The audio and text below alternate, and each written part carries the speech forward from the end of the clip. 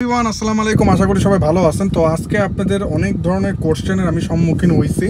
তো সেই কোশ্চেনের প্রেক্ষিতে আজকে আপনাদেরকে জাস্ট একটু জিনিস ক্লিয়ার করব, যেটা হলো এসআইএমপি প্রোগ্রাম কি, পিএমপি প্রোগ্রাম কি, এইগুলা আসলে ব্যাপারটা কি, ইভেন এক্সপ্রেস এন্ট্রির ব্যাপারটা কি, পিএমপি প্রোগ্রাম, এই ধরনের কনফিউশন অনেকের মধ্যে ক্রিয়েট হয়েছে। ইভেন ভিজিট ভিসার ব্যাপারটা কি, এই ব্যাপারগুলো আমি একটু ক্লিয়ার করব।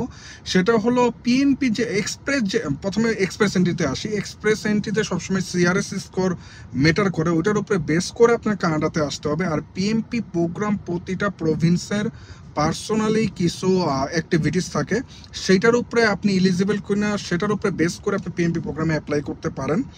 আর এসআইএমপি যেটা শুধু অনলি ফর সাসকাচুয়ানের জন্য এই প্রোগ্রামটা এলিজিবল। তো এই যে কনফিউশনগুলো হয়তো বা আপনাদের একটু সলিউশন পেয়ে গেছেন।